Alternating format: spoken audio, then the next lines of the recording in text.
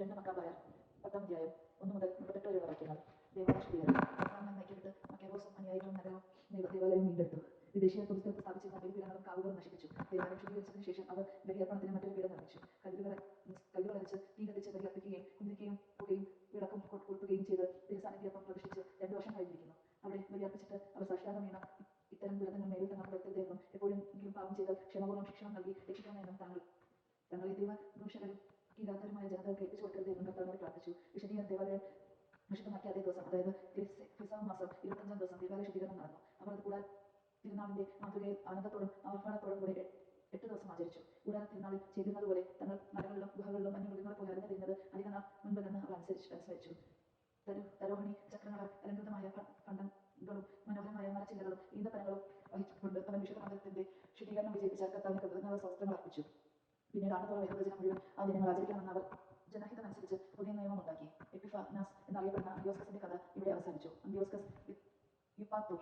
അധർമ്മിയായ മനുഷ്യന്റെ പുത്രനായ അന്ത്യോസ് യുപ്പോത്തറിന്റെ ഭരണകാലത്ത് സംഭവിച്ച കാര്യങ്ങൾ, യുദ്ധക്കെടുതികളിൽ മുഖ്യമായവരുടെ സംരക്ഷിതമായ വിവരണവുമാണ് ഞങ്ങൾ ഇനി പറയുന്നത്. ഇവൻ രാജാവായ ഉടനെ ലിസിയാസ് എന്നൊരുവനെ ദക്ഷിണ സിറിയയുടെയും ഫെനീഷ്യയുടെയും അധിപനായി നിയമിച്ചു. മക്രോൺ എന്ന് വിളിക്കപ്പെടുന്ന പ്രമോളി യഹൂദന്മാർക്ക് അനുഭവിക്കേണ്ടി വന്ന യാതനകളോട് അവരോട് നീതി പ്രവർത്തിക്കുന്നതിന് മുമ്പായി അവരുമായി സമാധാനപരമായ ബന്ധങ്ങൾ സ്ഥാപിക്കാൻ നിർത്തിവച്ചു. തത്ഫലമായി രാജമിത്രങ്ങൾ അവനെ യുപ്പാത്തോറിന്റെ മുൻപിൽ കുറ്റപ്പെടുത്തി. ഫിലോമോത്തർ ഏൽപ്പിച്ചിരുന്ന സെപ്രസ് വിട്ട് അന്ത്യോസ്കസ് ഫിലിഫാസിന്റെ പക്ഷം ചേർന്നതുകൊണ്ട് തന്നെ എല്ലാവരും രാജദ്രോഹി എന്ന് വിളിക്കുന്നത് അവൻ കേട്ടു. തന്റെ സ്ഥാനത്ത് ചേർന്ന ആദരം ആർജിക്കാൻ കഴിയാതെ വന്നതുകൊണ്ട് അവൻ വിഷം കഴിച്ച് ജീവിതം അവസാനിപ്പിച്ചു.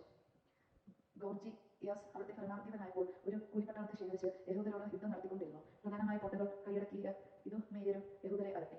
അവർ ജെറുസലേമിൽ നിന്ന് ബഹിഷ്കൃതരാകുന്നതുവരെ സ്വാഗതം ചെയ്യുകയും യുദ്ധം തുടരാൻ ശ്രമിക്കുകയും ചെയ്തു. മക്കബേയോസും അനുചാരകന്മാരും പരസ്യപ്രവർത്തനം നടത്തി. തങ്ങളോടൊപ്പം യുദ്ധം ചെയ്യണമെന്ന് ദൈവത്തോട് യാചിച്ചുകൊണ്ട് ഇതുമേര്യരുടെ കോട്ടകളിലേക്ക് പാഞ്ഞു ചെന്നു. ശക്തിയോടെ ആക്രമിച്ച് ആ സ്ഥലം കൈവശപ്പെടുത്തുകയും കോട്ടകളിൽ നിന്ന് പോരാടിയവരെ തുരത്തുകയും നേരിട്ടെതിർത്ത് അവരെ വധിക്കുകയും ചെയ്തു. 20,000-ൽ കുറയാതെ പടയാളികൾ കൊല്ലപ്പെട്ടു.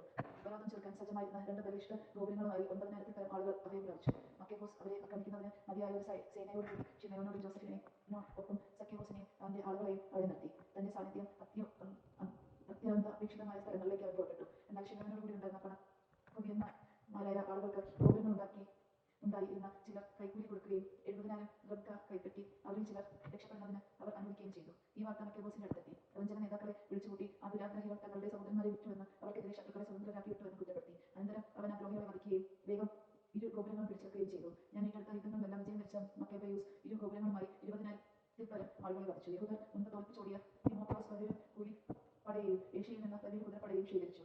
യൂദ പിടിച്ചടക്കാൻ വേണ്ടി പടനീക്കി. അപ്പോൾ മക്കബയോസും അനുയായികളും ശിരസിൽ പൂഴി വിതറി അരയിൽ ചാക്ക് ചുറ്റി ദൈവത്തോട് യാചിച്ചു. ബലിപീഠത്തിന് മുൻപിലുള്ള സോപാനത്തിൽ സാഷ്ടാംഗം വീണ് നിയമങ്ങൾ പറഞ്ഞിരിക്കുന്നത് പോലെ തങ്ങളോട് ദയ കാണിക്കണമെന്ന്, തങ്ങളുടെ ശത്രുവും എതിരാളികൾക്ക് എതിരാളിയുമായിരിക്കണമെന്നും അവർ അവിടത്തോട് പ്രാർത്ഥിച്ചു.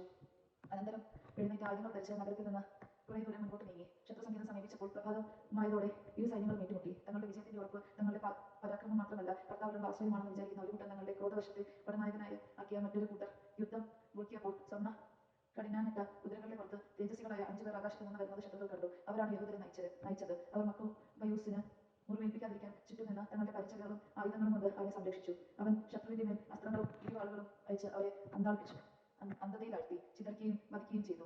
600 കുതിരപ്പടയാളികൾക്ക് പുറമെ 20,500 പേർ വധിക്കപ്പെട്ടു.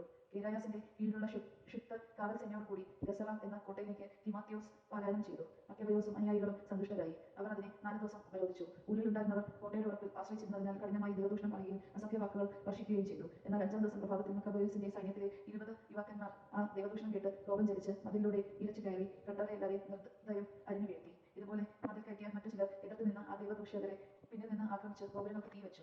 തീ കൊളുത്തി അവരെ ജീവനോടെ ദഹിപ്പിച്ചു. ചില കവാടങ്ങൾ തകർത്ത് ബാക്കി സൈന്യത്തെ അകത്ത് കടത്തുകയും നഗരം കൈവശപ്പെടുത്തുകയും ചെയ്തു. ഒരു ജലസംഭരണിയിൽ ഒളിച്ചിരുന്ന തിമോസിനെയും അവന്റെ സഹോദരൻ കെനയോസിനെയും അപ്പോളോഫാസിനെയും അവർ വധിച്ചു. അനന്തരം അവർ ഇസ്രായേലിനോട് വലിയ ദയ കാണിക്കുകയും തങ്ങൾക്ക് വിജയം നൽകുകയും ചെയ്യുന്ന കർത്താവിനെ കൃതജ്ഞതാ സ്തോത്രങ്ങളോടുകൂടി വാഴ്ത്തി. ദൈവവചനമാണ് നാം കേട്ടത്. നമുക്ക് ദൈവത്തെ സ്തുതിക്കാം. ക്രിസ്ത്യാനിക്ക് സ്തുതി.